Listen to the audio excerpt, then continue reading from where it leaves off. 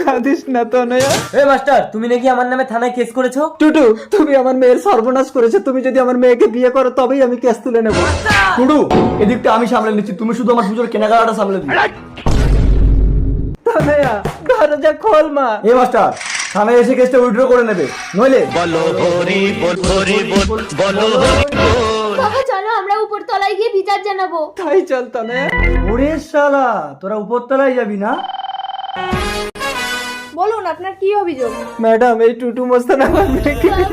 Master মিথ্যে কথা বলছে। আসলে ওর মেয়ের সাথে আমাকে বিয়ে দেবে বলছিল, আমি রাজি হইনি বলে আমাকে ফাঁসানোর চেষ্টা করছে। অসম্ভব, আমার মেয়ে ত্রুটির সাথে টুটুর বিয়ে ঠিক হয়ে আছে। আপনি মিথ্যে কথা বলছেন কেন মাস্টার? ম্যাডাম, এরা কিছু মালকড়ি পাওয়ার জন্য মেয়ে বউকে লাগিয়ে ব্যবসা করে। অফিসার, একটা ভালো ছেলের নামে বদনাম দেওয়ার জন্য এদেরকে মানহানির কেসে লকআপে ঢোকাও। ম্যাডাম, আমি মিথ্যা কথা বলছি না। আপনি আমার মেয়েকে মেডিকেল টেস্ট করুন। এই নাটক বন্ধ করে চল। দাঁড়াও, মেডিকেল টেস্ট হবে। ত্রুটি, তুমি কেন